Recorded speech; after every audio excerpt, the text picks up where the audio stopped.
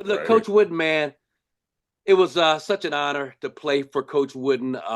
It just I grew up in LA watching UCLA on tape delay with Dick Enberg, Channel 5. They showed all their games Friday and Saturday night. That's right. We played back to back Friday and Saturday night at 11 o'clock Mm. and just fell in love with them from the Gail Goodrich, Walt Hazard, Sidney Wicks, Curtis Rowe, Kareem Abdul-Jabbar, Lou Alcindor at that time. And then by the time Bill and Jamal got there, Keith Wilkes, I mean, they had won 30 and 0, 30 and 0, two consecutive seasons. They hadn't lost in the midst of an 88 game win streak. Hadn't lost in 2 years, national Uh-huh. champions.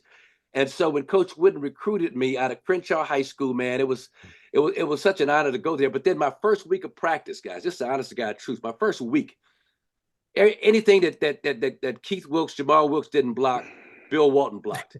And I go in there and try and take Bill Walton. He throw it out about to say, "Get that weak Crenshaw shit out of here. This is UCLA, brother. This is not Crenshaw High School." And I'm like, God. So I wound up calling my father, and I'm like, crying like a little baby, and my mother's like, "What's wrong with you?" I was like, I can't play here. I don't know why y'all made. I wanted to go to UCSB with my friend Tex Walker out of Dorsey. I don't know why y'all made me go to UCLA. I'm just not good enough. My dad was like, "Well, what's going on?"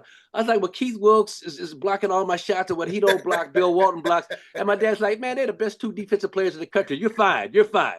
And I started figuring things out that freshman Right. year. I wound up starting against Notre Dame after they had beaten us in our 88 game win streak. I started the next weekend. We played them number one against number two reversed and had like 16.7 rebounds. Had a great game as a 17-year-old starter. But Mm. Coach Wooden, man, it's true. He never talked about winning and losing. He always talked about just going out there doing your best. He was a stickler for the fundamentals. The practices were Yeah. detailed to minute every 5-6 minutes. 3x5 index cards. We're changing drills. We're doing imaginary shooting drills.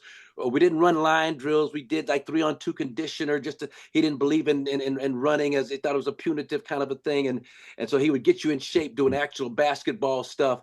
And so it was just so, and he had the funniest sense of humor that he didn't get enough credit for. And he was Mhm. just a really funny guy to be around. And I remember one time we were in Corvallis playing Oregon State, and Andre McCarter, our point guard, used to listen to this kind of really spacey John Coltrane type jazz.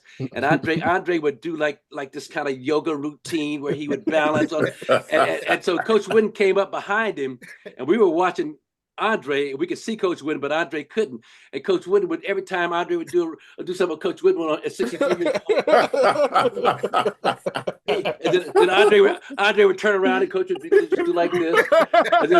And as we started laughing, then Andre would go back into it, and Coach would start doing what Andre was doing. And Andre would turn around, and he finally called out, "Okay, Coach, I see what you're doing. I see what you're doing." But no, we had a great time, and just a remarkable man that was as genuine as they say. And it was just an honor to play for him, and he got the best out of me. I got sick that sophomore year. I got hepatitis, was in a great shape of my life, never was in that kind of shape ever again. I got sick with hepatitis a week before, 2 days before training camp, before our practice started, October 13th, something on a Friday or a Saturday, on the 13th. And Coach sat with me every day in the hospital Oh and wow. told me some stories about when he got in a car accident back in Indiana, going into his sophomore year. I mean, it was just that kind of, it was a special relationship, man, that Right. Yeah. I just cherished even to this day. Yeah. No, I mean,